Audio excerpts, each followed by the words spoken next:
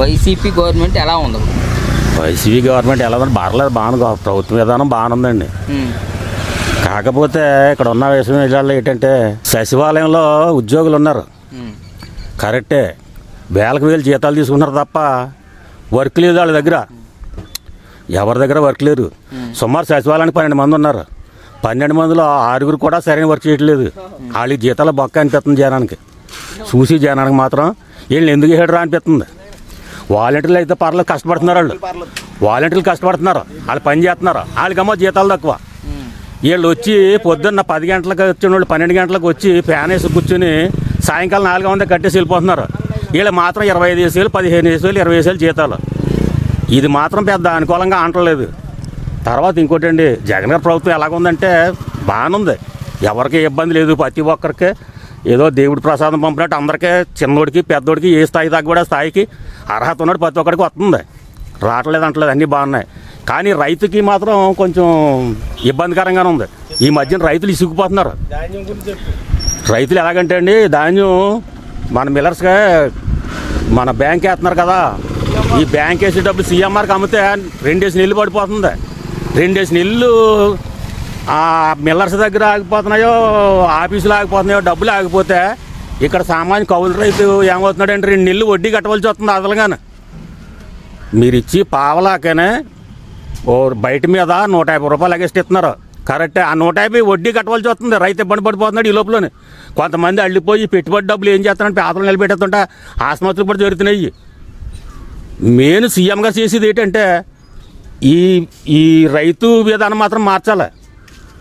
నువ్వు నేనే ఉన్నానండి, నేను రైతుని, కౌలు రైతుని, నేను ధాన్యం అమ్ముతున్నాను. అమ్మిన 6 రోజులకో 10 రోజులకో డబ్బులు పడాలి. 2 డేస్ నీళ్ళు అంటే ఏమైపో అక్కడ రైతు సిత్తు కట్టాలి, ఇక్కడ పిండి కొట్టు కట్టి తెచ్చింది కట్టాలి, ఓ పక్క కూలీలు కట్టాలి. వీళ్ళంతా ఏమవుతున్నారంటే బిగిసిపోతుంది, ఇతనికి కౌలు రైతుకి బిగిసిపోతుంది. సొంత రైతుకి ఎలా చూస్తున్నారో కౌలు రైతుని అలాగే చూస్తున్నారు. సొంత రైతుకి ఏముందా, సొంత పెట్టుబడి పెట్టుకుంటాడు, అతనికి ఇబ్బంది లేదు, ఇప్పుడు వచ్చిన డబ్బు తీసుకుంటాడు. మరి కౌలు రైతు పని బాగా అన్నదొక్కినట్టు అయిపోతుంది. కొంతమంది రైతులు ఈ సంవత్సరం అయితే తీసుకొచ్చేసి బాబోయ్ ఈ ప్రభుత్వం ఏంటనే ఫీలింగ్ కలిగేసిందండి కొంతమందికి. మొన్న నెక్స్ట్ తొలకరక ముందు ఈ దాళవా మన పోయిన దాళ్ళకంటే తొలకరలో జగన్ ప్రభుత్వం చాలా బాగుంది అన్న రైతులే. ఈ దాళవా పండిన తర్వాత అవి బాబు అనిపించేసింది, మన మట్టి నాకు అవి బాబు అనిపించింది. ఈ పరిస్థితి అయితే బాగోదు అనిపించింది. ఇక నిత్యావసర వస్తువులు అంటారా, కొన్ని నమ్ము కేంద్రం ఉన్నాయి, కొన్ని రాష్ట్రాలు ఉన్నాయి. ఇద్దరు కలిసి కూర్చుని ఈ నిత్యావసరాలు తగ్గిస్తే ఇంకా బాగుంటుంది, ప్రజలకు మళ్ళీ మేలు జరిగినట్టు ఉంటుంది. అయితే సీఎం గారు చేసిన మంచి పనులు బాగున్నాయి. అయితే ఎక్కడ పడుతుంది అనేది పోయిన లేదు. ఈ సచివాలయ ఉద్యోగులు మాత్రం చాలా ఇంపార్టెంట్గా తీసుకోవాలండి. మరి కలెక్టర్ గారు ఆధ్వర్యంలో ఉంటుందో సీఎం గారు ఆధ్వర్యంలో ఉంటుంది మాత్రం ఇది వీళ్ళకి అసలు పని ఉండలేదు. సచివాలయ ఉద్యోగులు మాత్రం ఓ విఆర్ ఉన్నాడండి, ఆయనకు ఉంటుంది.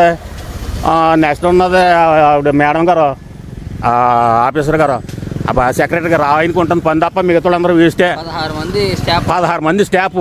ప్రభుత్వానికి వృధాగా పోతుంది కదండి బయటకు జీతాలు. ఇప్పుడు వేసారు కరెక్టే, వాళ్ళ పని ఉండాలి కదా, ప్రజలకన్నా పని ఉండాలి, ప్రభుత్వానికన్నా పని ఉండాలి. ఎవరికి పని లేకుండా ప్యానల్ కింద కూర్చోబెట్టి వాళ్ళకి జీతాలు ఎందుకు ఎందుకండి, అది నేను అడిగేది. మంచి పాయింట్ అడిగారు. అయితే వైసీపీ ప్రభుత్వంలో ఇళ్ల స్థలాలు ఇచ్చారండి. అందరికీ పూర్తి స్థాయిలో అందినాయా, లేకపోతే వైసీపీ కార్యకర్తలకి లీడర్స్కి మాత్రమే? లేదు, అలా లీడర్కి రావాల్సి ఉంటే మా ఊళ్ళో శాలతలాలు రావాలి. లీడర్ గత ప్రభుత్వం తెలుగుదేశం కూడా పంచుకుంటే వైసీపీ లీడర్లు శాలతలాలు రావాలి. అలాగే రాలేదండి. అర్హత ఉన్న ప్రతి ఒక్కరికి ఆ పార్టీ లేదు ఈ పార్టీ లేదు, నాకు అర్హత ఉన్నదని వాళ్ళు అప్లికేషన్ పెట్టుకున్న ప్రతి వ్యక్తి కూడా అర్హత ఉన్న వాళ్ళకి ఇల్లు వచ్చినాయి. అలా కట్టుకుంటున్నారు కూడా, వాళ్ళకి అలా కట్టుకుంటున్నారు. లోన్లు కూడా వస్తున్నాయి, లోన్లు వస్తున్నాయి, కడుతున్నారు. కొంతమంది బేస్మెంట్ లేదు, కొంతమంది పైకి కట్టారు, కడుతున్నారు కూడానండి. ఆ విషయంలో అయితే పర్లేదు, బాగానే ఉంది. ఇల్లు తల వాళ్ళు ఇళ్ళని లేదు, రేషన్కి వాళ్ళు ఇల్లు లేదండి, పెన్షన్కి వాళ్ళు ఇల్లు లేదు. ఇది వరకు పెన్షన్కి అప్లికేషన్ పెట్టాలంటే చంద్రబాబు నాయుడు టైంలో ఊళ్ళోకి వెళ్ళి అక్కడ లీడర్ పార్టీ లీడర్ని కలుసుకుంటే ఆయనకి ఇవ్వాలని ఉంటే ఇచ్చేవాడు, లేదా తర్వాత చూద్దామని వాడు. ఇప్పుడు అలా కాదండి, అర్హత ఉంటే వాలంటీర్ ద్వారా అప్లికేషన్ పెట్టుకుంటే పెన్షన్ వస్తుంది. అలాంటి ఇబ్బందులు అని బాగానే. ఈ మొత్తం మెయిన్ జగన్ గారి ప్రభుత్వం పాపులారిటీ బాగా అవడానికి కారణం వాలంటీర్లే. అయితే వాలంటీర్లకే జీతాలు తగ్గించి ఈ ఆఫీసులో కూర్చున్న వాళ్ళు జీతాలు వేసేది అదే వచ్చింది. వీళ్ళ కష్టం ఎక్కువ అవుతుంది. ప్రభుత్వం బాగా డెవలప్ అయింది వాలంటీర్ల ద్వారానే, కానీ వాళ్ళకి తక్కువ, వాళ్ళు కష్టపడేది ఎక్కువ. చిన్న విషయం వచ్చింది ప్రభుత్వం నుంచి జీవో వచ్చిందండి, దీన్ని పాలన చేయాలని అనుకోండి వీళ్ళు కేకేసి వాళ్ళ పురమైనారు తప్ప వీళ్ళు మాత్రం ఇక్కడి నుంచి కదులుతలేదు. వీళ్ళు ఫ్యాన్ కిందే కూర్చుంటున్నారు. వాళ్ళకి ఒత్తిడి మీద ఒత్తిడి వాళ్ళకి ఎక్కువ అవుతుంది తప్ప పని వీళ్ళు మాత్రం పని ఉండలేదు. ఎందుకంటే మాకు సచివాలయం ఎక్కడ ఉందండి, మేము సచివాలయం దగ్గర వెళ్ళి చూస్తుంటాం. వాళ్ళు చేసి పని అదే వచ్చి కూర్చుని ఆ వాలంటీర్లకి ఎక్కేయటం వాళ్ళ పొరమ చేయడం తప్ప వీళ్ళు మాత్రం పెన్ తీసి సన్న కడితే కూడా బద్ధంగా ఉంటుంది వీళ్ళకి. అంత అలా దగ్గర ఏందండి వీళ్ళు. అదే దీన్ని అంటే 2024 ఇప్పుడు పరిస్థితులను కానీ లేకపోతే పోయి నడిచే పరిస్థితులను కానీ పట్టుకుని గవర్నమెంట్ ఏది వచ్చే అవకాశం ఉందంట. గవర్నమెంట్ ఏదంటే అండి రూపాయికి 75% జగన్ ప్రభుత్వం రావచ్చు. అయితే విధానాలు కొన్ని మారాలండి. కొన్ని మారకపోతే కొంచెం మళ్ళీ మొన్నటి వరకు రూపాయికి రూపాయి 100కు 100 ఆయన అనిపించేది. ఈ రైతులు ఒత్తిడి ఒకటి, ఇలాంటి సచివాలయ ఇబ్బందులు ఒకటి, కొన్నేమో ఈ ఇలాంటి ఇబ్బందుల గురించి కొంచెం మళ్ళీ ఈ మధ్యన తేడా పడింది. ధరలు అధిక ధరలు ఒకటి వీటి మీద కొంచెం జనంలో రెవల్యూషన్ కొంచెం ఇంకో మాట మారుతుంది. నాకు మట్టి నేను నా పక్కన కొరకడపల్లి మాకు కొంచెం పరస్పర గ్రామంలో నేను సేమ్ చేస్తానండి.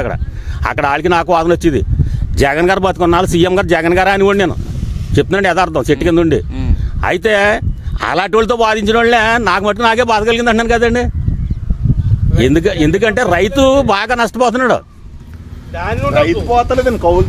కౌలు రైతు బాగా నష్టపోతున్నాడు అండి.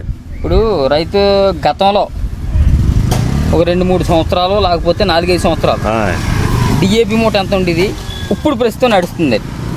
అప్పుడు 1000 ఉండేదండి, 1050 ఉండేది. ఇప్పుడు 1200 ఉందండి. 10 రూపాయలు తక్కువ 1200 ఉందండి. అయితే అప్పుడు చెల్లూరు ఇల్లు లేకపోతే ఆంధ్రప్రదేశ్లో తెచ్చుకునేవాళ్ళు, డబ్బులు పెట్టినా లేకపోతే ఒక ఖాతా కూడా దగ్గర తెచ్చుకునేవాళ్ళు. ఇప్పుడు మన గ్రామానికి దగ్గరికి వస్తున్నాయి, కొత్త అటు ఇటులో కిలోమీటర్ అటు ఇటులో ఈ రైతు భరోసా కేంద్రాలకు వస్తున్నాయండి, తీసుకుంటున్నాం. బాగానే ఉంటుందండి. బీజేపీ బస్తాగా కానీ కాదండి, మెయిన్ పురుగుల మందులు ఏ సీఎం గారైనా, మన చంద్రబాబు నాయుడు గారైనా, జగన్ గారైనా, మన మోదీ గారైనా రైతుది పురుగుల మందు ఉన్నాయండి. ఒక ఎకరానికి పురుగు మందు కొనాలంటే అది ఈ కొట్లో కొంటే 600, ఇంకో కొట్లో కొంటే 650, ఆ పక్క కొట్లో ఇంకో ఊరికి కొంటే 550. ఒకే కంపెనీ మందు, ఒకే మందు, ఒకే ఫార్మాలిటీ. ఇది ఎక్కడ వస్తుంది? అరువు రైతమో, అరువు తెచ్చుకున్న రైతమో 600, క్యాసెట్ కొన్న రైతమో 500, ఇంకా ఆడికి మొక్కమాట అంటే 450. ఇలా జరుగుతుంది. ఇది ఏమన్నా పురుగుల మందు మీద ఏమన్నా కొంచెం కోఆపరేట్ చేస్తే రైతు ఏమన్నా బాగుపడతాడేమో అని మాకు కొంచెం అభిప్రాయం ఉందండి. ప్రతి కంపెనీ కూడా ఇలాగే ఉన్నది. మాది మీ అండి మా దగ్గరికి వస్తున్నారు, ఇక్కడ కూర్చుంటున్నాకోండి అని మీరు పలానా మందు కొట్టండి సార్, ఇది ఎక్కడ కుడుతుంది, మీరు ఏమన్నా మాకు తెచ్చి పెడతారో, దీని రేట్ ఎంత, రేటు మాకు వెళ్ళదండి, పలానా కొట్టు దగ్గరికి వెళ్ళండి అంటే ఏంటండి, ఆ కొట్టు దగ్గర ఉన్న కొట్టు దగ్గరికి వెళ్ళండి అంటే అది చెప్పిన రేటుగా మేము తెచ్చుకోవాలి. అదే అండి. అయితే రైతుల పట్ల అయితే గవర్నమెంట్ కొంచెం సానుకూలంగా లేదనే ఉందండి నాకు అభిప్రాయం. మొన్నటి వరకు బాగానే ఉంది, పోయిన వరకునే. మొన్న ఈ మధ్యలోంచే కొంచెం బాగా తేడా పడిందండి.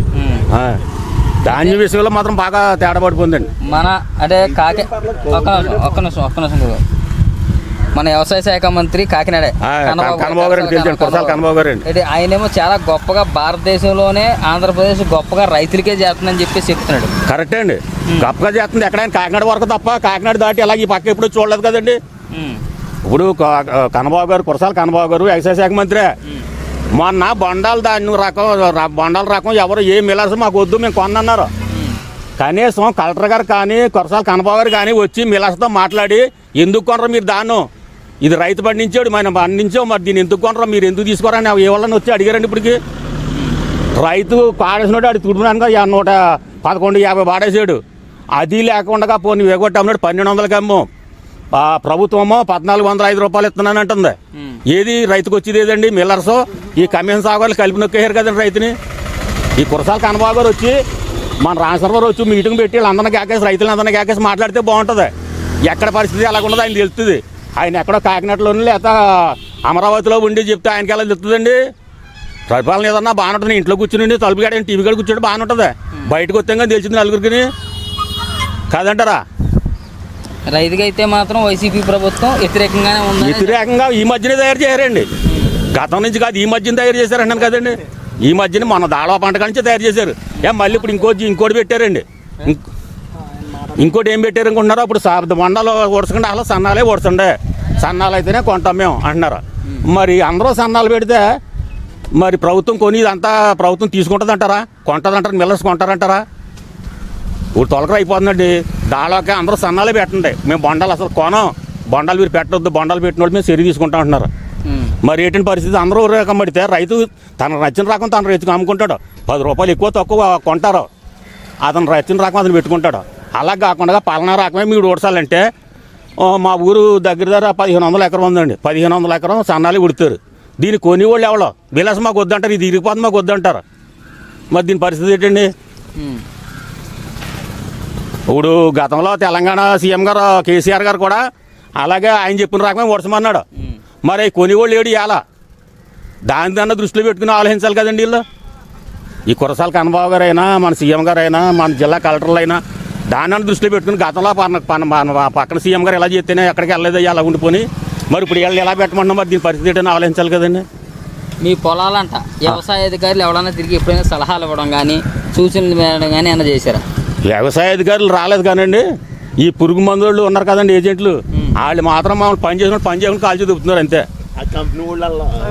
అదే కంపెనీ ఉన్నారు కదండి, వాళ్ళు వచ్చి వాళ్ళు కాల్చి దిగుతుంది తప్ప ప్రభుత్వాన్ని చేతక వ్యవసాయ అధికారులు వచ్చి మీరు దీన్ని ఎలా వాడండి, దీన్ని ఎలా చేయండి అని అధికారులు ఎవరు కనపడలేదండి. ఇప్పుడు నాకు మెయిన్ రోడ్డు ద్వారా వ్యవసాయం అన్నదండి, నేను చేలో ఉంటే కేకేసి పట్టడి కేకేసి పనిగా మానిపించేసి పైకి తీసుకొచ్చాడు, ఫోటో తీసుకుని అది ఇది సొల్లి చెప్పి దింగేస్తాడు తప్ప రూపాయి ఉపకారం ఉండదండి. నాకు గంట పని బొక్క అవుద్ది. ఇప్పుడు ఇదే జరుగుతున్నదండి, ఏ అధికారి రాలేదు ఇప్పటికి అని చెప్తున్నాను కదండి.